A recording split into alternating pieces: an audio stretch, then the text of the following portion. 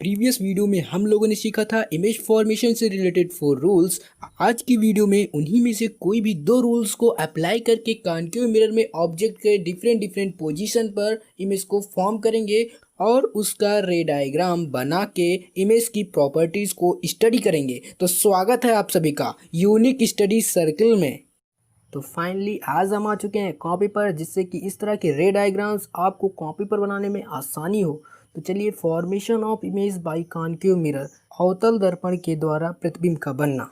हम प्रोटेक्टर की हेल्प से एक कॉन्केव मिरर यानी अवतल दर्पण बना लेते हैं, जिसका पोल P है और फोकस F है और सेंटर ऑफ कर्वेचर C है।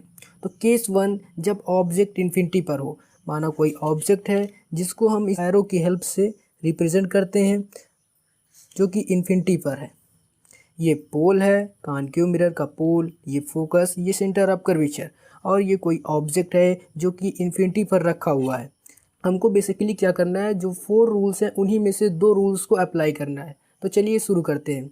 मान लीजिए कोई लाइट रे प्रिंसिपल एक्सिस के पैरेलल आई, इस इन्फिनिटी पर रखी हुई ऑब्जेक्ट से कोई लाइट रे प्रिंसिपल एक्सिस के पैरेलल आई ऐसे, और प्रिंसिपल एक्सिस के पैरेलल आने के बाद ये एरो लगाना मत भूलिएगा, क्योंकि ये शो करता है कि हमारी लाइट रे इस डायरेक्शन में मूव हो रही है। पैरेलल आने के बाद ये लाइट रे प्रिंसिपल फोकस से होकर जाएगी, ये देखिए। और इसी तरह हम एक और लाइट लेंगे तो जो कि प्रिंसिपल एक्सिस के पैरेलल है, और ये भी फोकस से होकर जाएगी, और हमारा इमेज जो है वो फोकस पर बनेगा और बहुत छोटा बनेगा।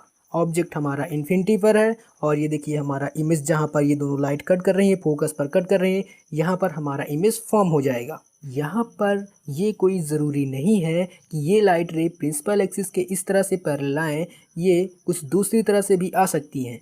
जैसे ये कोई हमारा कॉन्केव मिरर है और यहाँ पर हमारा जो ऑब्जेक्ट है वो रखा हुआ है इन्फिनिटी पर। और एक बात हमेशा याद रखिएगा, ऑब्जेक्ट को हम रिप्रेजेंट करते हैं इस एरो से, और जब ऑब्जेक्ट हमारा इन्फिनिटी पर रखा होता है तो वहाँ से जो लाइट रेज आती हैं वो एक दूसरे के पैरेलल आती हैं। तो चलिए देखिए, एक पहली लाइट रे आई जो कि फोकस से होकर आती है, जो कि हमारा दूसरा रूल था। फोकस से होकर आएगी तो ये होकर जाएगी प्रिंसिपल एक्सिस के पैरेलल, और दूसरी लाइट रे जो कि होकर जाती है सेंटर ऑफ कर्वेचर से, वक्रता केंद्र से, और ये ऐसे जाएगी इधर और इसी पाथ पे दोबारा रिफ्लेक्ट हो जाएगी। ये हमारा तीसरा रूल था। ये इधर गई और इधर गई, ये इधर रिफ्लेक्ट हो गई, और ये ऐसे जाएगी और इसी पाथ को रीगेन कर लेगी, और हमारा इमेज बनेगा जहाँ पर ये दोनों लाइट रेज आपस में एक दूसरे को कट कर रही हैं। तो यहाँ पर देखिए ये एक दूसरे को कट कर रही हैं, और यहाँ पे बन जाएगा हमारा इमेज, ये बन गया हमारा इमेज जो कि उल्टा है। यहाँ पर देखिए एरो हमारा ऊपर था और यहाँ पर एरो जो है वो नीचे की तरफ है, जो कि ये शो कर रहा है कि हमारा इमेज फोकस पर बना हुआ है और उल्टा बना हुआ है। तो चलिए बात करते हैं इसकी प्रॉपर्टीज़ की। तो हमारा जो इमेज है जब ऑब्जेक्ट इन्फिनिटी पर रखा होता है वो बनता है फोकल प्लेन पर। फोकल प्लेन क्या होता है? फोकल प्लेन वो प्लेन होता है जो होकर जाता है मुख्य फोकस से और परपेंडिकुलर होता है मुख्य अक्ष के यानी प्रिंसिपल एक्सिस के। ये हमारा फोकल प्लेन पर बना हुआ है, ये फोकल पर बना हुआ है यानी फोकस पॉइंट पर बना हुआ है, ये भी फोकल प्लेन के अंतर्गत आता है। और इमेज कैसी बनी हुई है? इन्वर्टेड यानी उल्टी बनी हुई है और रियल बनी हुई है। अब बढ़ते हैं केस 2 की तरफ। जब हमारा ऑब्जेक्ट सेंटर ऑफ कर्वेचर और इन्फिनिटी के बीच में रखी होगी। इस केस में हमारा ऑब्जेक्ट इन्फिनिटी पर रखा हुआ था, हमको डिस्टेंस नहीं मालूम थी कि हमारे मिरर से ऑब्जेक्ट की डिस्टेंस कितनी थी। अब सेकेंड केस में क्या होगा कि हमको डिस्टेंस मालूम होगी कि ऑब्जेक्ट कितनी दूरी पर रखा हुआ है। Case number 2, object is placed in between the centre of curvature and infinity, यानी सेंटर ऑफ कर्वेचर वक्रता केंद्र और इन्फिनिटी के बीच में कहीं पर ऑब्जेक्ट रखा हुआ है, जैसा कि हमने पहले से ही बना दिया है। अब देखिए इसका रे डायग्राम कैसे बनाएंगे।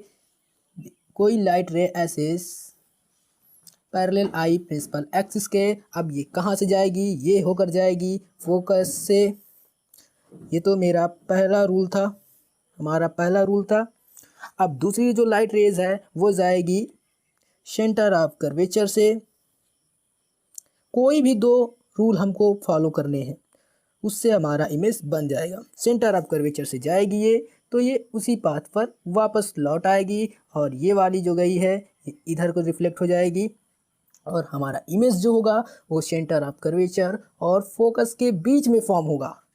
ये देखिए यहाँ पर दोनों लाइट रेज आपस में एक दूसरे को कट कर रही हैं। ये तो जब हमारा ऑब्जेक्ट सेंटर ऑफ कर्वेचर और इन्फिनिटी के बीच में कहीं पर रखा होता है तो इमेज की प्रॉपर्टीज़ क्या होती हैं। पहली प्रॉपर्टी पोजीशन। पोजीशन, इमेज की पोजीशन कहाँ पर होती है, between the centre of curvature and focus. और दूसरी प्रॉपर्टी है साइज। तो इमेज की साइज कैसी होती है, डिमिनिश्ड होती है।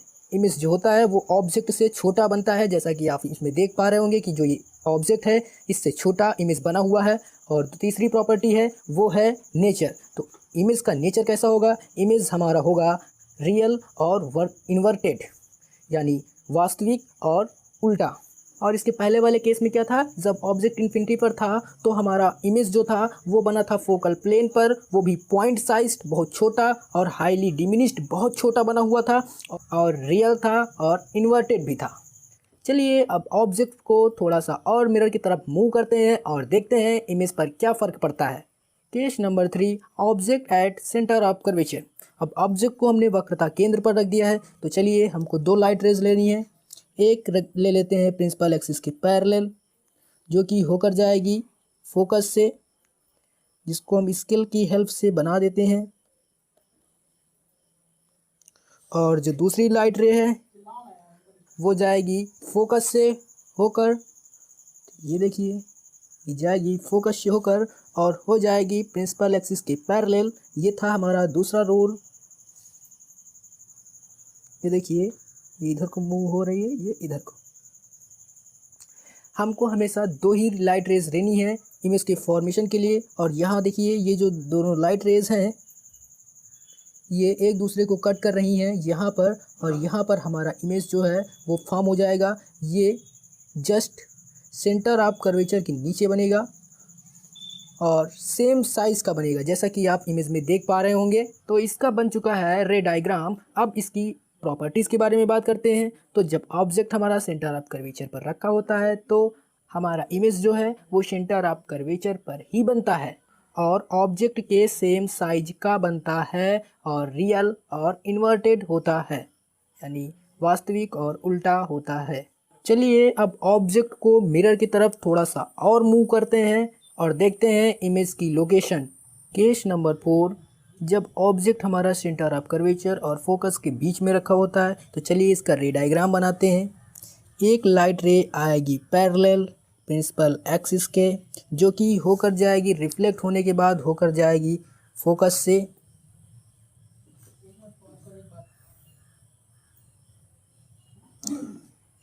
और जो दूसरी लाइट रे है वो होकर जाएगी फोकस से और हो जाएगी ये प्रिंसिपल एक्सिस के पैरेलल। और जहाँ पर ये लाइट रेस एक दूसरे को कट कर रही हैं वहाँ पर बनेगा हमारा इमेज। तो ये यहाँ पर एक दूसरे को कट कर रही हैं, यहाँ पर बनेगा हमारा इमेज, जो कि ये है सेंटर ऑफ कर्वेचर और इन्फिनिटी, इनके बीच में कहीं पर हमारा इमेज बनेगा। अब बात कर लेते हैं इमेज की प्रॉपर्टीज़ की। तो जो इमेज हमारा फॉर्म होगा वो सेंटर ऑफ कर्वेचर और इन्फिनिटी के बीच में कहीं पर भी बनेगा और ऑब्जेक्ट के साइज से बड़ा होगा, रियल यानी वास्तविक और इन्वर्टेड होगा। तो फाइनली अब क्या करते हैं, ऑब्जेक्ट को थोड़ा सा मिरर की तरफ और मूव करते हैं, ले चलते हैं फोकस पर और देखते हैं इमेज की लोकेशंस क्या होती हैं। Case 5, object at principal focus. तो जब ऑब्जेक्ट को हम प्रिंसिपल फोकस पर रख देते हैं तो देखिए इसका रे डायग्राम कैसे बनेगा। एक लाइट रेज आई प्रिंसिपल एक्सिस के पैरेलल होकर जाएगी ये फोकस से, और जो दूसरी लाइट रेज होगी वो आएगी पोल से तो देखिए इस तरह से इंसिडेंट होगी ये पोल पर, और ये हमारा था फोर्थ रूल, और ये उसी एंगल से रिफ्लेक्ट हो जाएगी जिस एंगल से इंसिडेंट हुई थी। तो यहाँ पर बन चुका है हमारा रे डायग्राम जब ऑब्जेक्ट हमारा प्रिंसिपल फोकस पर रखा होता है। और यहाँ पर ये देखिए जो लाइट रेज़ हैं ये एक दूसरे से पैरेलल रिफ्लेक्ट हो रही हैं। ये देखिए ये रे और ये रे एक दूसरे से पैरेलल रिफ्लेक्ट हो रही हैं। तो क्या ये एक दूसरे को कहाँ पर कट करेंगी और इमेज कहाँ पर फॉर्म होगा? तो ये ऐसा हम लोगों का मानना है कि ये एक दूसरे को इन्फिनिटी पर कट करेंगी और हमारा जो इमेज होगा वो बहुत बड़ा इन्फिनिटी पर बनेगा। तो फाइनली बात कर लेते हैं हम इमेज की प्रॉपर्टीज़ की। तो इमेज की प्रॉपर्टीज़ क्या होगी? इमेज हमारा बनेगा इन्फिनिटी पर और इन्वर्टेड बनेगा, रियल बनेगा और हाईली लार्ज्ड होगा ऑब्जेक्ट के कंपैरिजन में। तो अब ले चलते हैं ऑब्जेक्ट को थोड़ा सा और मिरर की तरफ और देखते हैं इमेज की लोकेशंस क्या होंगी। Case number 6, object is placed in between the pole and principal focus. तो इसका रे डायग्राम बनाने के लिए देखिए क्या करेंगे। ये हमारा कोई ऑब्जेक्ट है जो कि रखा हुआ है पोल और फोकस के बीच में। अब देखिए हमको दो लाइट रेज लेनी है, तो एक लेते हैं प्रिंसिपल एक्सिस के पैरेलल जो कि होकर जाएगी फोकस से कुछ इस तरह से रिफ्लेक्ट होगी ये, और जो दूसरी लाइट रे है वो जाएगी सेंटर ऑफ कर्वेचर से। देखिए यहाँ से लाइट रे हो जाएगी, इधर जाएगी मिरर की तरफ और ये रिफ्लेक्ट हो जाएगी सेंटर ऑफ कर्वेचर की तरफ, ये ऐसे। और ये जो दोनों लाइट रेज हैं ये एक दूसरे से दूर जा रही हैं यानी डाइवर्ज हो रही हैं ये दोनों लाइट रेज। तो ये एक दूसरे को कहाँ पर कट करेंगे और हमारा इमेज कहाँ पर बनेगा?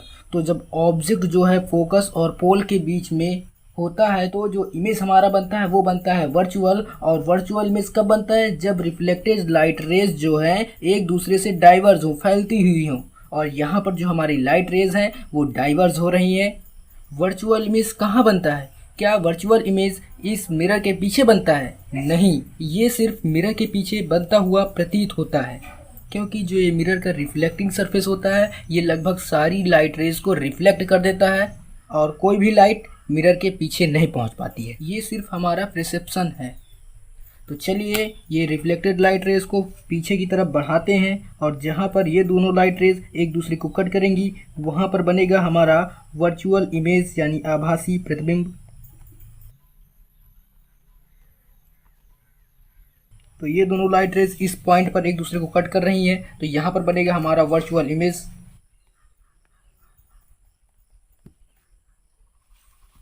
और यहाँ पर जो हमारा इमेज बना है ये सीधा है।